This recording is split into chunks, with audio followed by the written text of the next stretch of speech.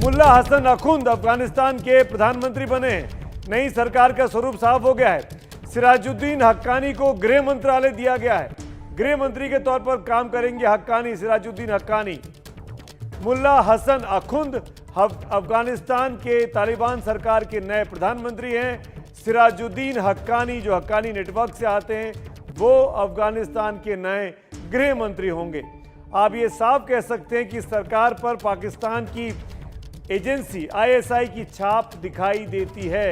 मुल्ला बिरादर का इसमें नाम नहीं है, जिनको बीते करीब 15-20 दिनों से सबसे बड़ा राजनीतिक चेहरा बनाकर सामने रखा गया, वो नहीं दिखाई दे रहे हैं। मुल्ला अखुंद को प्रधानमंत्री बनाया गया है। मुल्ला हसन अखुंद नए सरकार के प्रधानमंत्री हैं। इसकी घोषणा अब से कुछ ही सेकंड पहले हुई है और सिराजुद्दीन हक्कानी को अफगानिस्तान का गृह मंत्री बना दिया गया। इस वक्त की ये बड़ी खबर है। तालिबान की नई सरकार का गठन हो चुका है। ना चुनाव हुआ, ना पर्चा दाखिल हुआ, सत्ता पे काबिज हुए बंदूकों गोलियों के बदौलत और अब अपना शासन कायम कर लिया है। और अब पता लग रहा है कि मुल्ला बिरादर जो है उनको उप प्रधानमंत्री बनाया गया है। डिप्टी प्राइम मिनिस्टर होंगे मुल्ला बिरादर, जिनका नाम पहले सरकार के सबसे बड़े अगुवा के तौर पर चल रहा था। तो मुल्ला हसन अखुंद अफगानिस्तान के प्रधानमंत्री, मुल्ला बिरादर सरकार में उप प्रधानमंत्री और सिराजुद्दीन हक्कानी को गृह मंत्रालय का कामकाज सौंपा गया है। मुल्ला अब्दुल गनी बिरादर डिप्टी पीएम बने हैं। इन तस्वीरों को ध्यान से देखिए। मुल्ला बिरादर दिख रहा है आपको काली पगड़ी में बैठा हुआ, जो उस वक्त ये मुल्ला हसन बिरादर हैं जो डिप्टी प्राइम मिनिस्टर बन रहे हैं। सिराजुद्दीन हक्कानी अफगानिस्तान के गृह मंत्री होंगे। हक्कानी नेटवर्क के अगुवा हैं, प्रमुख हैं। और मुल्ला अब्दुल गनी बिरादर को उप प्रधानमंत्री इस नई तालिबान की सरकार में कामकाज सौंपा गया है।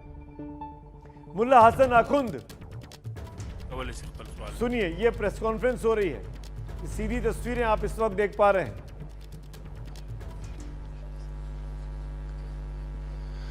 Good evening, Manuel Depac from Agency France Press. We would like to know there was some protest this afternoon this morning and this afternoon in Kabul and Herat. According to some reports, there were some people, journalists, who were beaten or arrested during this protest. So we'd like to know would you confirm on that, this arrest, and why they were arrested? Thank you very much. Thank you very much. तर्जुमान ले ली दुई। इस वक्त ये press conference के कुछ देर पहले announcement हुआ इस प्रेस कॉन्फ्रेंस की शुरुआत में कि मुल्ला हसन अखुंद जो होंगे वो देश के अफगानिस्तान के नए प्रधानमंत्री होंगे। मुल्ला बिरादर को उप प्रधानमंत्री का कामकाज सौंपा गया है और सिराजुद्दीन हक्कानी को गृह मंत्रालय की जिम्मेदारी दी गई है। मेरे साथ मेरे सहयोगी प्रणय उपाध्याय और जगविंदर पटियाल इस खबर पर जो लगातार नजर बनाए हुए जुड़े हुए हैं। प्रणय, इसको कैसे देखते हैं? मुल्ला हसन अखुंद का प्रधानमंत्री बनाया जाना, क्या ये माना जाए कि इस नई सरकार पर आईएसआई की छाप है? सुमित, इस चीज से इनकार नहीं किया जा सकता कि इसके ऊपर निश्चित रूप से इम्प्रिंट है, क्योंकि जिस तरीके से 3 तारीख को होने वाला जो सरकार का ऐलान था वो टाला गया। 4 तारीख को वहां पर आईएसआई चीफ पहुंचते हैं और उसके बाद वो समीकरण बदलते हैं, क्योंकि अभी तक जितने नेता आपने देखे पॉलिटिकल ऑफिस के, वो तमाम लोग जो बड़े नेता थे वो मिल रहे थे मुल्ला बिरादर से। यूएन की मुलाकात हो रही थी मुल्ला बिरादर से, लेकिन अचानक तालिबान ने जो है वो टर्न किया है, अपने नामों को चेंज किया है और सिराजुद्दीन हक्कानी को महत्वपूर्ण भूमिका मिलना, इंटरनल सिक्योरिटी, उनको गृह मंत्री बनाया जाना, यानी तमाम जो इंटेलिजेंस है वो सिराजुद्दीन हक्कानी के पास होगा। हक्कानी नेटवर्क के सिराजुद्दीन हक्कानी, जो कि यूएस की टेरर लिस्ट के अंदर अभी भी डेजिग्नेटेड एज टेररिस्ट ऑर्गेनाइजेशन है। तो ये तमाम चीजें, अब इसके बाद समीकरण शुरू होता है सुमित इस चीज को लेकर कि इसका रिकॉग्निशन क्या होगा। किस तरीके से अंतर्राष्ट्रीय इसको मान्यता मिलती है और किस तरीके से तालिबान के इस चेहरे को स्वीकार किया जाता है, नहीं किया जाता है। रशिया के नेशनल सिक्योरिटी एडवाइजर भारत के अंदर हैं, भारत के एनएसए के साथ उनकी बातचीत होनी है। ईरान की तरफ से बयान पहले ही आ चुका है। ये निश्चित रूप से अब इसके बाद के समीकरण बदलेंगे कि तालिबान किस तरीके से इंटरनेशनल एंगेजमेंट रखता है और किस तरीके से इनको संभालता है, क्योंकि अभी तक एक चीज और समझाइए, शुरू से नाम चल रहा था अखुंदजादा का, वो क्या होंगे? वो एमिरेट होंगे, वो सर्वा होंगे, सुप्रीम होंगे? बिल्कुल। प्रणय की आवाज, प्रणय आपकी आवाज नहीं आ रही। प्रणय हमारे साथ लाइव जुड़ने वाले हैं, प्रणय के साथ बात कर रहे हैं। प्रणय उपाध्याय जानकारी दे रहे हैं, हसन अखुंद को प्रधानमंत्री बनाया गया है तालिबान की इस अंतरिम सरकार में, और हक्कानी नेटवर्क के मुखिया सिराजुद्दीन हक्कानी जो वो गृह मंत्री होंगे। और हमारे साथ जगविंदर पटियाल भी जुड़े हुए हैं। जगविंदर पटियाल, जब तक प्रणय जुड़े तब तक मैं आपसे पूछना चाह रहा हूं, इस नई सरकार को आप कैसे देखते हैं? अखुंद को प्रधानमंत्री बनाया गया है और बिरादर डिप्टी पीएम है। देखिए, नाम कोई भी हो चलाएगा इसे पाकिस्तानी, और आईएसआई जिस तरह से तालिबान को जमाने के लिए दिन रात अफगानिस्तान में काम कर रही है, उससे पहले उन्होंने सरकार की अनाउंसमेंट से पहले देखिए पंजशीर में जो लड़ाके लड़ रहे थे उनको खदेड़ने के लिए जिस तरह से रात को बम्बारमेंट की गई और उस लड़ाकों की लड़ाई को कमजोर किया गया, उससे एक चीज साफ होती है कि तालिबान ने यह कहा था कि एक छोटी सी मुश्किल पंजशीर में पेश आ रही है और सरकार बनने से पहले उस मुश्किल को भी किस तरह से हल करना है, उसमें पाकिस्तान ने खुद जाकर वहां पर जो है हिम्मत की।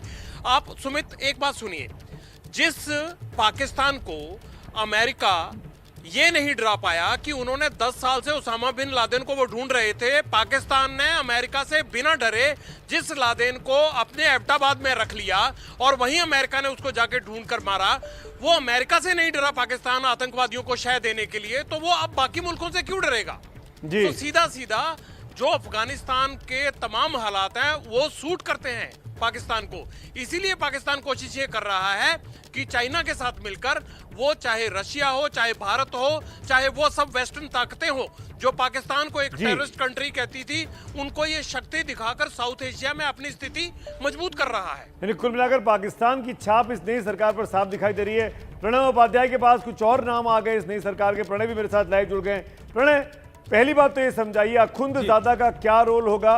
क्या वो ईरान वाला मॉडल जो कहा जा रहा था उसी मॉडल पे काम करेगी? और ये सरकार क्या फाइनल है या इंटरिम गवर्नमेंट है? ये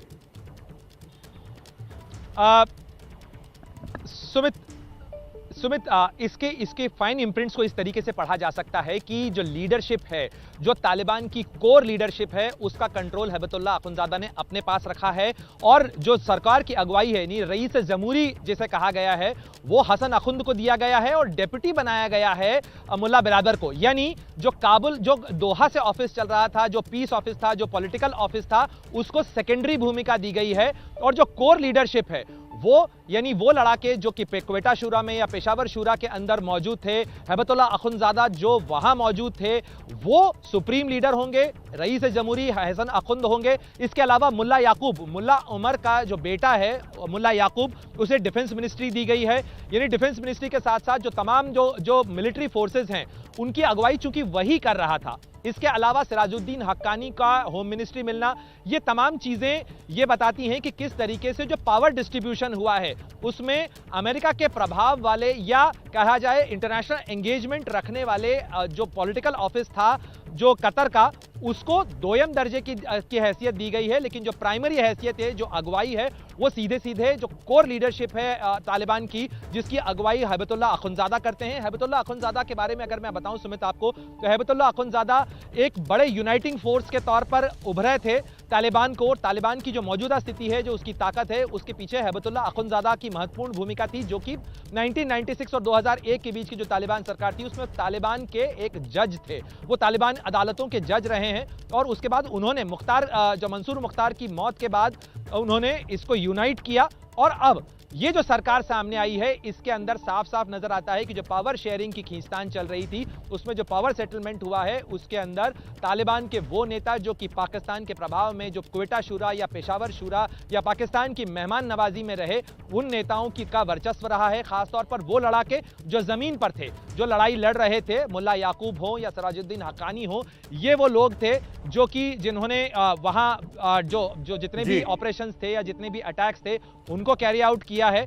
इन लोगों को जो है महत्वपूर्ण भूमिका दी गई है, और जो पॉलिटिकल ऑफिस था उसको सेकेंडरी भूमिका दी गई है, लेकिन उन्हें महत्व दिया गया है क्योंकि इंटरनेशनल रिकॉग्निशन की जरूरत है इस समय। और सबसे महत्वपूर्ण बात यह है कि हम इसको प्रिसाइज और शॉर्ट उसमें बात करते हैं प्रणय, ताकि ज्यादा बातें आ सके, है ना। जस्ट बी ऑन, इस चीज को ध्यान में रखिएगा।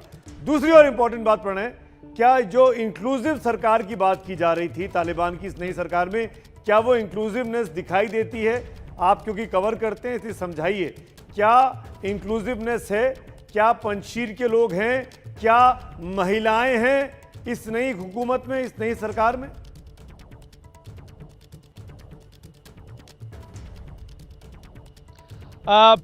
फिलहाल नहीं है, क्योंकि इसके अंदर पश्तून लीडरशिप का वर्चस्व है जो साफ तौर पर नजर आता है। तालिबान ने जो तमाम बातें कही जाती रही कि तालिबान क्या एक फार्मूला बनेगा, एक गवर्निंग काउंसिल बनेगी, ऐसा कुछ भी नहीं हुआ सुमित। एक core Taliban lead government Afghanistan के अंदर नजर आ रही है, और जो कुछ तबकों का रिप्रेजेंटेशन अगर लिया भी गया है तो वो पश्तून जो कबीले हैं अलग अलग, उन कबीलों का रिप्रेजेंटेशन है, लेकिन प्रमुखता से जो तमाम लीडरशिप है वो फिलहाल पश्तून लेड गवर्नमेंट ये नजर आ रही है। बड़ा सवाल ये है कि ताजिक चेहरे इसके अंदर ये थोड़ा सा एनालाइज करना पड़ेगा, क्योंकि पूरे नाम अभी तक नहीं आए हैं, लेकिन जो नाम सामने आए हैं उसके अंदर जो तालिबान की जो कोर लीडरशिप थी या जो पश्तून लीडरशिप थी उसी के चेहरे हैं, चाहे वो मुल्ला उमर के बेटे का नाम मुल्ला याकूब का नाम हो या मुल्ला अब्दुल गनी बरादर का नाम। बाकी लोग हजारा या उज़्बेक, ये वो लोग नहीं दिखाई दे रहे हैं, सभी पश्तून दिखाई दे रहे हैं।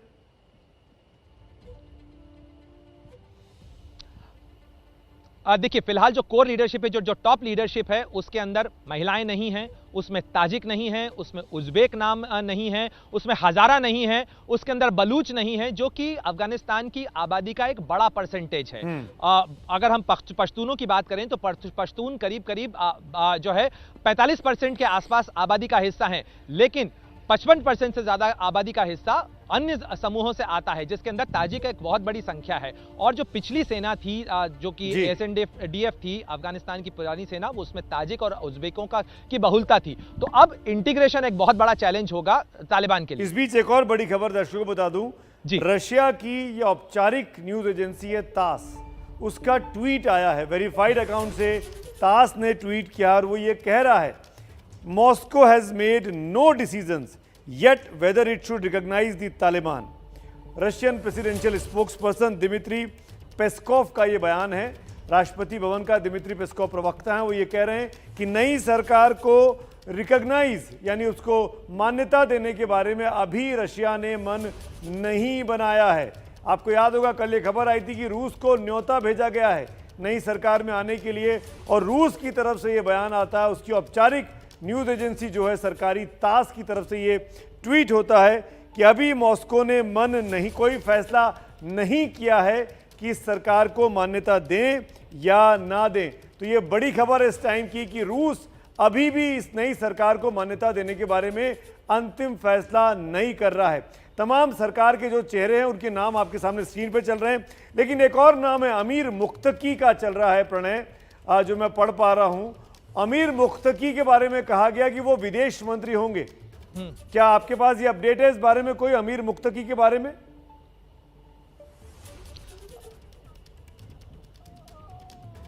अमीर मुत्ताकी का नाम जो है वो डेप्यूटी के तौर पर पहले भी चल रहा था, अमीर मुत्ताकी को बनाया गया है, लेकिन टू सरप्राइज जो स्तानिकजाई का शेर मोहम्मद अब्बास स्तानिकजाई जो कि लोगों से बात कर रहे थे, लोगों से मिल रहे थे, लेकिन स्तानिकजाई जो कि डिप्टी फॉरेन मिनिस्टर रह चुके थे तालिबान की सरकार में, क्योंकि अहमद वकील मुत्ता वकील उस समय फॉरेन मिनिस्टर हुआ करते थे 1996 से 2001 की गवर्नमेंट के अंदर, और उन्हें नहीं दिया गया। लेकिन सुमित, मैं एक बार फिर इस चीज के ऊपर आना चाहूंगा कि सिराजुद्दीन हक्कानी का गृह मंत्री बनना ये बहुत महत्वपूर्ण इस लिहाज से भी है क्योंकि काबुल के में भारतीय दूतावास पर हुए हमलों के अंदर भारत ने हक्कानी नेटवर्क के ऊपर उसकी भूमिका पर सवाल उठाए थे।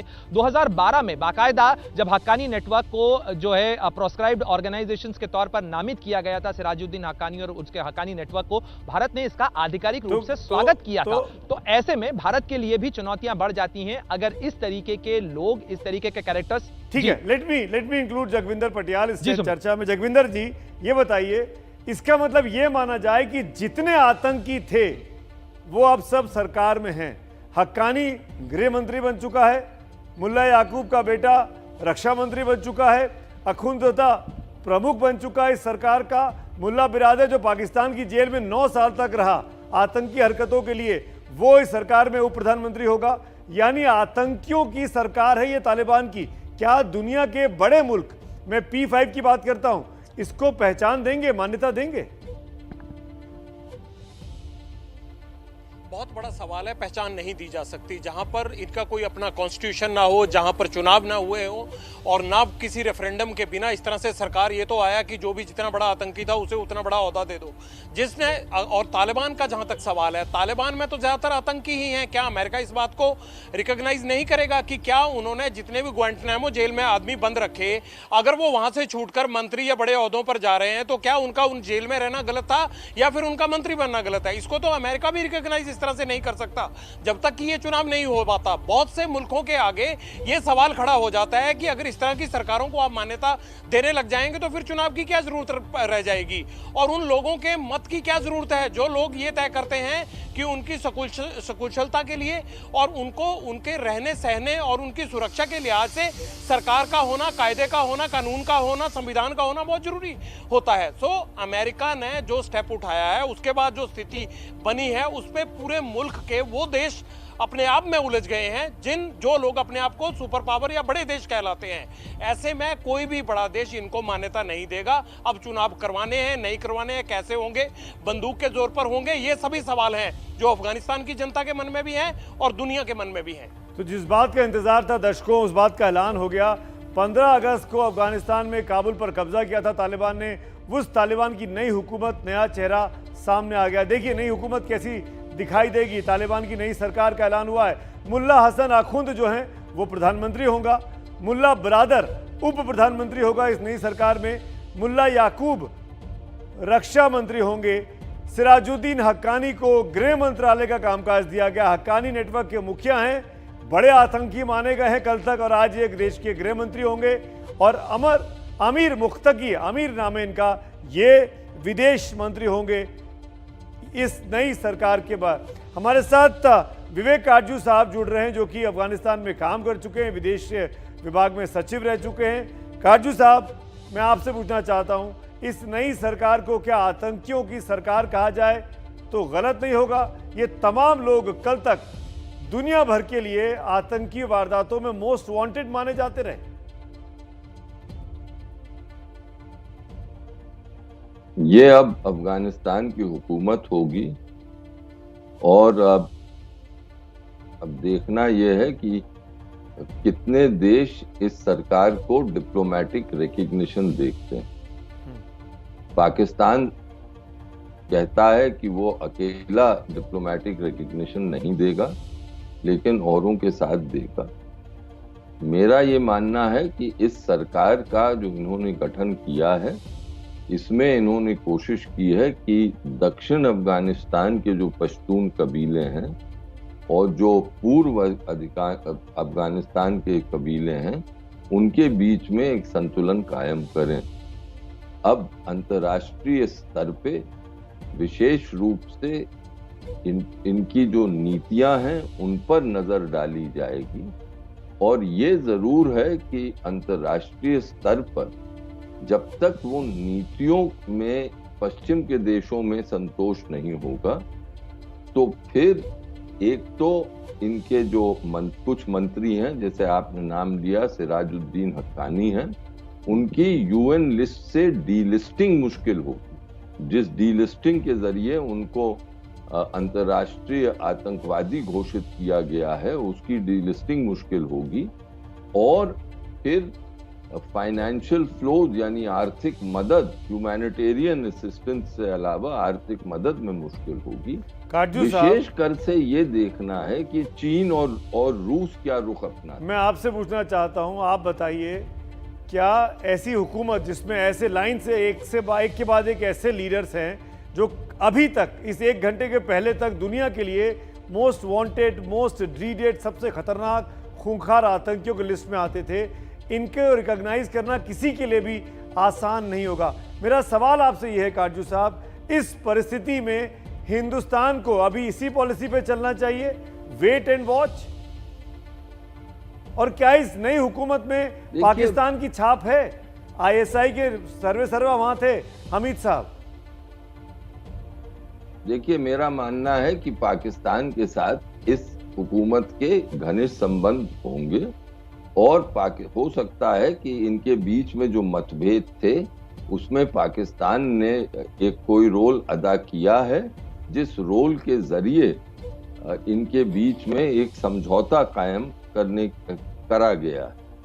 लेकिन अब हकीकत पे दुनिया चलती, जो इतिहास है और जिसकी ऐतिहासिक भूमिका है, मेरा अपना अनुभव है कि उसके आधार पे दुनिया नहीं चलती। आज की हकीकत क्या है? हकीकत यह है कि सैन्य शक्ति का प्रयोग करके छोटी अवधि में तालिबान ने अफगानिस्तान को अपनी गिरफ्त में ले लिया। पंशेर घाटी में भी वो आगे बढ़ चुके, और तो ये हकीकत है। और मेरा अपना अनुभव ये भी है कि दुनिया हकीकत के आधार पे चलती है जी, इतिहास के आधार पे नहीं। तो हमें भी अभी नहीं, डिप्लोमेटिक रिकग्निशन तो एक अलग प्रणाली है, उसमें तो अंतर्राष्ट्रीय स्तर पे क्या हो रहा है उस पर नजर रखनी पड़ती है। लेकिन जो एक बातचीत का सिलसिला शुरू हुआ है दोहा में जी, उसको आगे बढ़ाना पड़ेगा और बढ़ाना चाहिए भी। चलिए काटजू साहब, इस बड़ी खबर पर लगातार हमारी नज़र बनी हुई है, हम अपने सहयोगियों के पास भी लौटते लगे, लेकिन इस वक्त की ये बड़ी खबर है, अफगानिस्तान की तालिबान सरकार का चेहरा अब साफ हो गया है। हसन अखुंद प्रधानमंत्री होंगे, मुल्ला बिरादर को उप प्रधानमंत्री का जिम्मेदारी सौंपी गई है, और सिराजुद्दीन हक्कानी, जो कि सबसे बड़ी खबर है, सिराजुद्दीन हक्कानी जो लगातार भारतीय दूतावास पर हमले करवाता रहा, हक्कानी नेटवर्क का जो मुखिया है, उसको गृह मंत्रालय का कामकाज सौंपा गया है। स्टनिकज़ई जो थे वो विदेश उप मंत्री होंगे इस नई सरकार में, और अमीर मुख्तकी को विदेश मंत्रालय का कामकाज सौंपा जा रहा है। इस नई सरकार का स्वरूप सामने आ चुका है। हम लगातार इस खबर पर बने हुए हैं। तालिबान ने नई सरकार का ऐलान किया है।